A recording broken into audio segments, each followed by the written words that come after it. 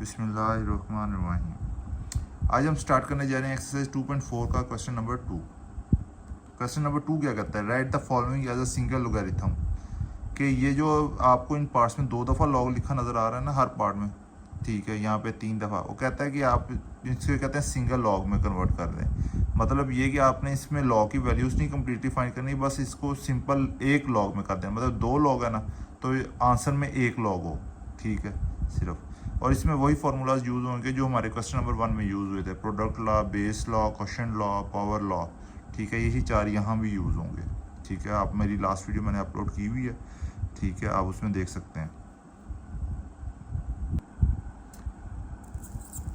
अब अगर आप देखें एक्सरसाइज 2.4 का क्वेश्चन 2 पार्ट 1 कहता है 1/2 log 25 + 2 log 3। अगर आपको याद हो कि पेज नंबर 31 पे आपने पढ़ा था एक पावर लॉ, ठीक है। पावर लॉ में क्या कहता है, log b(xn) = पावर जो होती है वो स्टार्ट में आ जाती है, बाकी जो है log और b और x को सेम रहता है। तो अगर आप इस वाले हिस्से को देखें,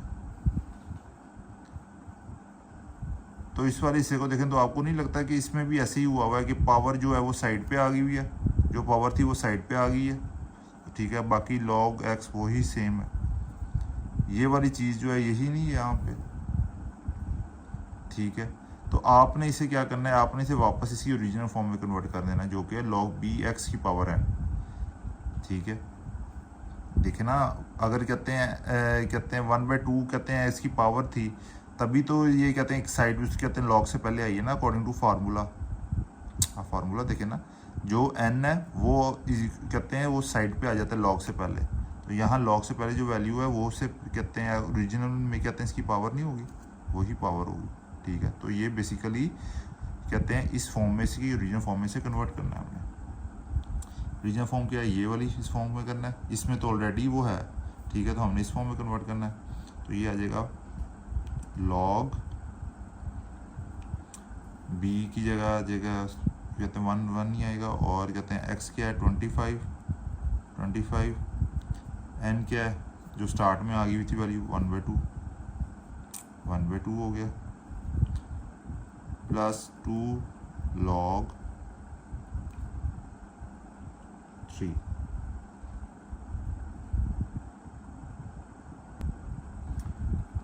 अब अगर आप आगे देखें 25 का एलसीएम ले लें,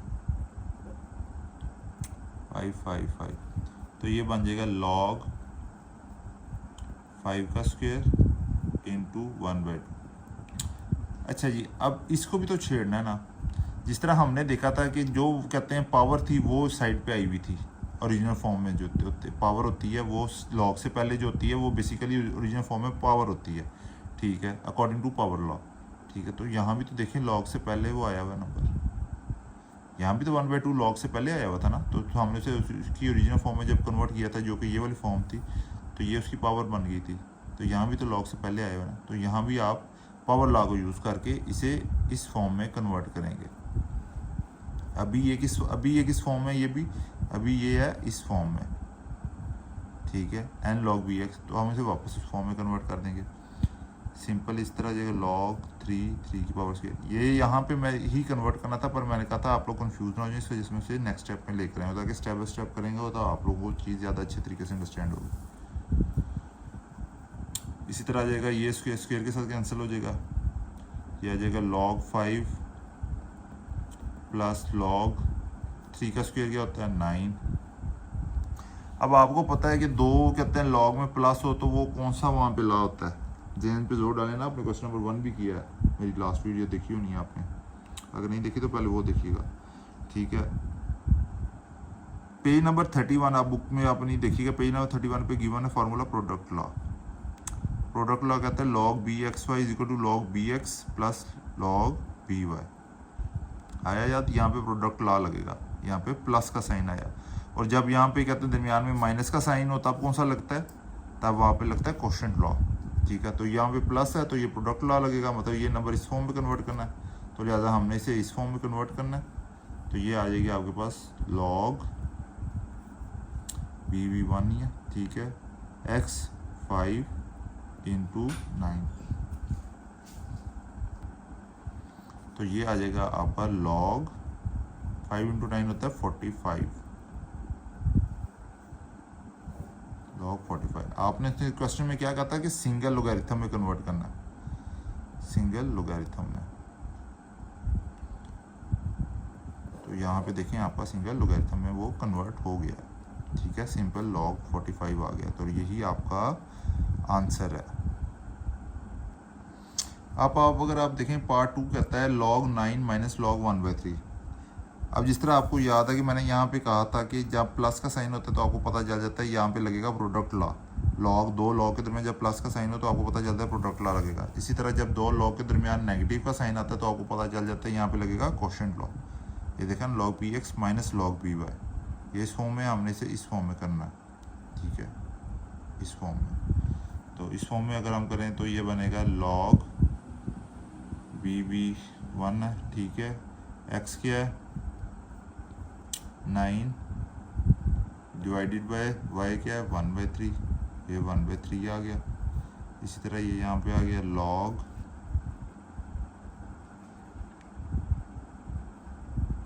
9, ये 3 जब ऊपर जाएगा तो मल्टीप्लाई हो जाएगा, मल्टीप्लाई बाय 3, तो ये आपका आंसर आ गया टू log 27। ये आपका आ गया सिंगल लोगैरिथम, सिंपल, ये आपका आंसर है। से बहुत आसान है, सिर्फ यहाँ पे याद रखना है क्वोशिएंट लॉ याद रखना है, प्रोडक्ट लॉ याद रखना है और पावर लॉ। अब आपका आता है पार्ट 3। पार्ट 3 क्या कहता है log 5b² multiply by dot का मतलब आपको पता है मल्टीप्लाई होता है log a 5³ अब यहाँ पे एक फार्मूला लगेगा जो आपने अभी तक कहते हैं जो क्वेश्चन नंबर 1 में भी यूज़ नहीं किया और इस क्वेश्चन के भी किसी पार्ट में यूज़ नहीं किया। मैं आपको पहले बुक से दिखा देता हूँ ताकि ना कोई ये ना हो कि मैं कहीं और से लेकर आया। बुक के पेज नंबर 32 पे आप देखें, यहाँ पे एक फार्मूला गिवन है change of base law. Change of base law क्या कहता है log bx is equal to log ax over log ab। Basically इसका कहने का क्या मतलब है कि log x log के सामने जो वैल्यू है वो ऊपर आएगी और log की जो बेस वाली वैल्यू है वो नीचे आएगी, ठीक है। log के सामने है ना x, ठीक है, log के सामने वाली वैल्यू उसके ऊपर आ जाती है यहाँ पे और log की जो बेस वाली वैल्यू है वो आ जाती है नीचे। Change of base law, base की जगह यहाँ पे चेंज होती है, इस वजह से कहा जाता है change of base law. log के सामने वाली वैल्यू ऊपर और log की बेस वाली वैल्यू नीचे। आइए करते हैं इसका सॉल्व, तो आपको ज़्यादा क्लैरिटी हो जाएगी। ये मैंने लिखा है base law log bx, log के सामने वाली वैल्यू ऊपर, log की बेस वाली वैल्यू नीचे, ठीक है। तो इसके अकॉर्डिंग आप यहाँ पे देखें तो log के सामने वाली कौन सी वैल्यू है, इन दोनों पे अलग अलग लगाएंगे, सेम ना लगा देना, इन दोनों पे अलग अलग लगेगा। log के सामने वाली वैल्यू क्या है b² और log के नीचे कहते हैं बेस वाली वैल्यू क्या है 5, log 5 हो गया, ठीक है। इस वाली फॉर्म में हमने इसे लिख लिया। अब डॉट है, डॉट का मतलब मल्टीप्लाई होता है, हमने मल्टीप्लाई का निशान लगा दिया, लिख दिया। log के सामने वाली वैल्यू ऊपर, log के बेस वाली वैल्यू नीचे। इसी तरह अगर आप नीचे आए, मैंने इस वजह लाइन ड्रॉ किया ताकि कंफ्यूज ना हो कि ये शायद क्वेश्चन का पार्ट है, ठीक है। तो अगर आप यहाँ पे देखें तो ये आ जाता है, तो यहाँ पे अगर आप देखें तो आपके पास कहते हैं यहाँ पे पावर आ गई है स्क्वायर, तो आपको वही पुराना पावर ला पेज नंबर 31 वाला लग जाएगा। यहाँ पे पावर स्टार्ट में आ जाएगी 2 log b over log 5 multiply by 3 start में आ गया log 5 ओवर log a। अच्छा बच्चों, आपने ना जो एक बात याद रखनी है ना, वो ये याद रखनी है कि ये जो फार्मूलाज मैंने 7 साइड पे लिखे ना, आपने क्वेश्चन के दरमियान में लिखना है। पहले आपने ये स्टेप लिखना है, उसके बाद जो सा फार्मूला लगा रहे हैं वो लिखना है, उसके बाद फिर अगला स्टेप करना है, उसे साइड पे नहीं लिखना। मैंने तो आपको समझाने के लिए एक साइड पे लिखना है ताकि पूरे सॉल्व होते हैं साइड पे ये तस्वीर भी शो होती रहे, ताकि किसी किस्म की कन्फ्यूजन ना हो आपको। तो आपने ये गलती नहीं कि नहीं है इस तरह नहीं लिखना है, ठीक है। आपने इसे क्वेश्चन के अंदर लिखना है, जहाँ फार्मूला लगाना है पहले उसको फार्मूले की ओरिजिनल फॉर्म लिखनी है, उसके बाद उसे अगला स्टेप करना है। इस तरह एग्जामिनर पे एक अच्छा स्केच जाता है और वो आपको ज़्यादा मार्क्स देता है बाकी बच्चों की निस्बत, क्योंकि सबने इसी तरह ही सॉल्व किया होता है। सिर्फ जो आपको बाकियों से डिफ्रेंशिएट कर देता है ना, वो यहाँ पे आ जाता है। एग्जामिनर कहता है कि यार हाँ बच्चे ने सिर्फ सवाल क्रैम नहीं किए हुए, सवाल को अंडरस्टैंड करके फिर सॉल्व किया हुआ। तो ये चीज़ याद रखना कि ये चीज़ आपने यहाँ पे लिखनी है, मैंने सिर्फ आपको समझाने की वजह से एक साइड पे लिखी हुई है। चलिए अपने सवाल पे वापस आते हैं। यहाँ पे देखें कुछ कटिंग हो रही है, ये log 5, ये log 5 से कैंसिल हो रहा है, ये 3 जो है इसके साथ मल्टीप्लाई हो रहा है, तो ये हो जाएगा 2 log b in multiply by 3 over log, ये कैंसिल हो गया था, log a। अब ये 3 जो है इस 2 के साथ मल्टीप्लाई होगा, क्योंकि इसके साथ अगर log होता तो फिर log वाली वैल्यू के साथ मल्टीप्लाई होना था, इसके साथ log नहीं है तो ये इसके साथ मल्टीप्लाई होगा। ये आ गया आपका 6 log b over log a, ठीक है। अब देखिए आपके पास ये फार्मूला बन गया 6, ये बन गई है value 6 log b over log a, ठीक है। तो यहाँ पे अगर बेस लॉ में देखें तो ये वाली फॉर्म नहीं आ गई आपके पास, बल्कि आपको मैं एक एग्जांपल दिखाता हूँ, उससे आपको ज़्यादा अच्छा समझ में आएगा। अब ये देखें पेज नंबर 33 पे,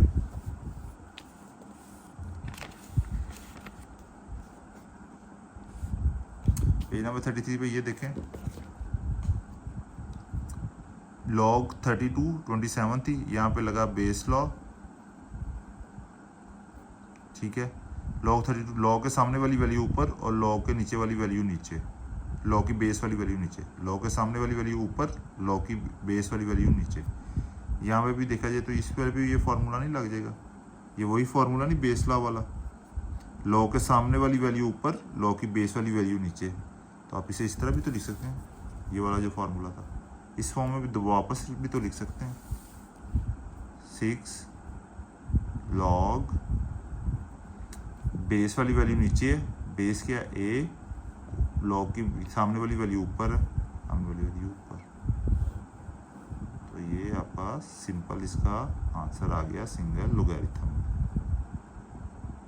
कोई मुश्किल नहीं है, सिर्फ इसमें आपने बेस लॉ को ध्यान में रखना है।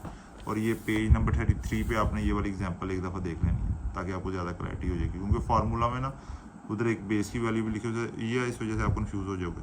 आप ये एग्जांपल देखेंगे ना, ये 2 स्टेप्स, ये आपको सारा आपका बेस लॉ जो है ना खुल के सामने आ जाएगा आपके पास। अब आपके पास आ गया पार्ट 4। पार्ट 4 कहता है 2 log 3x plus log 3y। इसमें भी सिंपल वही पावर लॉ है, शुरू में जो log की वैल्यू आ जाती है वो आपको भी पता है पावर होती है।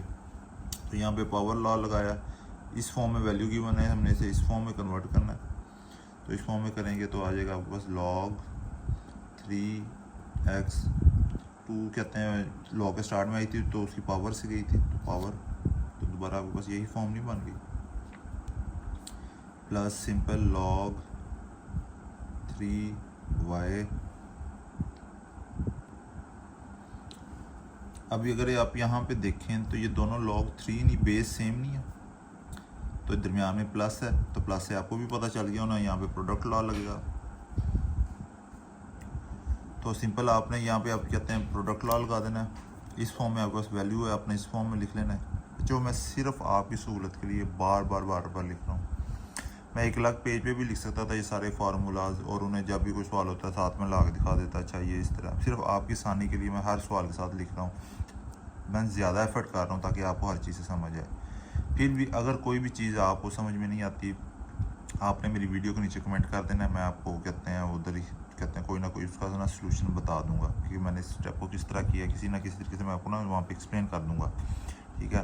फिर भी आपको बच्चों अगर नहीं समझ में आती, आपने लाजमी जो है उधर कमेंट करना है, मैं आपको ज़रूर समझाऊँगा बच्चों, ठीक है। यहाँ पे बेस में इस फॉर्म में कन्वर्ट कर लें आप इसे, ये बन जाएगा आपका log बेस एम 3, दोनों की 3, साथ x वाली वैल्यू क्या x स्क्वायर, y वाली वैल्यू क्या y।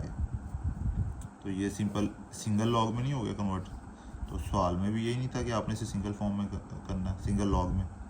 तो ये आपका आंसर आ गया। अब आपके पास आ गया इसका पार्ट नंबर 5। पार्ट नंबर 5 में वही लॉग के स्टार्ट में पावर वाली वैल्यू होती है, यहाँ पे पावर लॉ लगाएंगे तो ये बन जाएगा log 5x4 ठीक है, minus log 5y plus log 5z। अब आपको भी पता है कि माइनस किस में आता है, प्लस किस में आता है। माइनस हमेशा आपको भी पता है क्वेश्चन लॉ में आता है, ये आप देख सकते हैं। ठीक है, तो आप इसे क्वेश्चन लॉ में कन्वर्ट कर दें पहली दो वैल्यूज़ को, तो पहली दो वैल्यूज़ में आ जाएगा, क्योंकि यहाँ पे बेसिस सेम है। आपने पहले ये लाजमी चीज़ देखनी है, अगर बेसिस सेम होंगी तो तब ये कन्वर्ट होगी, क्योंकि ये दो बेसिस एक बेस में होती हैं। ठीक है, और ये तभी होंगी जब दोनों बेसिस सेम होंगी। ठीक है, तो यहाँ पे ये बेसिस सेम है, तो आप इसे कहते हैं क्वेश्चन लॉ में कर लें log 5। ठीक है, एक्स की क्या वैल्यू आ गई, x4 over y plus log 5 into G. आप देखें इन दोनों के दरमियान कौन सा साइन आ गया, इन दोनों के दरमियान आ गया है पॉजिटिव साइन। तो पॉजिटिव साइन के लिए आपको भी पता है यहाँ पे प्रोडक्ट लॉ गिवन है, आता है आपके पास, तो आप इसे प्रोडक्ट लॉ में करते हैं। सिंपल इस वैल्यू को भी इस फॉर्म में कन्वर्ट कर लें, क्योंकि बेसिस इन दोनों में, फिर वही बात, बेसिस सेम है। बेसिस आपने लाजमी देखनी है, तो जब बेसिस सेम है तो आप इसे कन्वर्ट कर लें। तो यह आ गया log 5 x4 y और मल्टीप्लाई बाय y की जगह क्या है z, तो ये आ गया आपका log 5x4z over y। Single log में आपके पास वैल्यू आ गई, तो यही आपका आंसर है। बच्चों बहुत सिंपल है, ठीक है, घबराना नहीं है, बस ये फार्मूलाज हैं, बल्कि इसका स्क्रीनशॉट लेके आप रख लें। बल्कि यहाँ पे ना एक और लिख देता हूँ ताकि आप कहना, बल्कि शायद स्क्रीन में नज़र नहीं आएगा आपको, बल्कि आ जाएगा base law log bx is equal to log के सामने वाली वैल्यू ऊपर, log की बेस वाली वैल्यू नीचे। ये स्क्रीनशॉट ले लें आप। ये चार फार्मूलाज हैं जो आपके कहते हैं क्वेश्चन 1 और क्वेश्चन 2, और आगे भी यही चलेंगे। ठीक है, अब आगे आपके पास लास्ट पार्ट, जो जिस तरह एज यूजुअल मैं हमेशा कहता होता हूँ कि लास्ट पार्ट पहले आपने खुद सॉल्व करना है, उसके बाद आपने वीडियो का बाकी पोर्शन देखना। होप सो हो सकता है आपने अगर पिछले पार्ट्स ध्यान से देखे हों तो आपको ये पार्ट देखने की ज़रूरत ना पड़े, आप खुद ही कहते हैं आपका आंसर ठीक आ जाए। तो सिंपल वही, यहाँ पे मैं नहीं लिखूँगा, यहाँ पे खुद नहीं लिखूँगा, अपने अपने ब्रेनस्टॉर्मिंग करें। यहाँ पे कौन सा फार्मूलाज लगेंगे, ठीक है, यहाँ पे पावर लॉ लगेंगे। अब सोचें पावर लॉ का कौन सा फार्मूला था, ब्रेनस्टॉर्मिंग करके खुद लिखें। ठीक है, यहाँ पे आ जाएगा आपका log पावर लॉ लगा, कहते हैं शुरू वाली वैल्यू आपको भी पता है पावर की होती है, ऊपर इस पावर में आ गई, प्लस इसमें भी log p³ minus log c4। ठीक है, आपके पास ये आ गया। अब आपको भी पता है प्लस तो आपको पास क्या होता है, प्रोडक्ट लॉ लगता है। तो सिंपल आपने यहाँ पे लिख देना log a² इंटू p का क्यूब माइनस log c की पावर 4। अब जिस तरह मैंने लास्ट वीडियो में कहा था कि आप ये कहते हैं प्रोडक्ट लॉ तब लगता है, और ये प्रोडक्ट हो या क्वेश्चन लॉ या बेसिस सेम हो, तो यहाँ पे देखने बेसिस दोनों की 1 1 है, तो इस वजह से ये फार्मूला यहाँ पे लगा। ठीक है, तो ये आ गया, कहते हैं प्रोडक्ट लॉ लग गया। अब माइनस में आपको पता है यहाँ पे लगता है क्वेश्चन लॉ लगता है। अब सोचें क्वेश्चन लॉ क्या होता है, ठीक है, क्वेश्चन लॉ के मुताबिक log a² b³ over c की पावर 4। तो बच्चों ये आपके पास आ गया, कहते हैं सिंगल लॉग की फॉर्म में वैल्यू, और उस अकॉर्डिंग टू योर क्वेश्चन आपको सिंगल लॉग की वैल्यू में वैल्यू चाहिए थी, तो ये आपका आंसर। कुछ मुश्किल नहीं है, सिर्फ ये 4 फार्मूलाज की गेम है। जिसने ये 4 फार्मूलाज रट लिए, power law, product law, question law, base law, उसके लिए ये एक्सरसाइज कुछ भी नहीं है, कोई मुश्किल नहीं है। और ये कोशिश करें याद रखने की, क्योंकि ये आगे चल के भी आगे ज़िंदगी में आपके बड़े काम आने हैं ये वाले फार्मूलाज। लॉग से हमेशा बच्चे भागते हैं, और ये सबसे आसान चैप्टर होता है। अगर सिर्फ आपको कुछ इसके चंद फार्मूलाज इसके अलावा भी होते हैं वो भी आ जाएं, तो लॉग हमेशा आपको 100% मार्क्स दे के जाता है। ओके बच्चों, मिलते हैं अब नेक्स्ट वीडियो में, ठीक है। इसके नेक्स्ट पार्ट्स के साथ। Best of luck.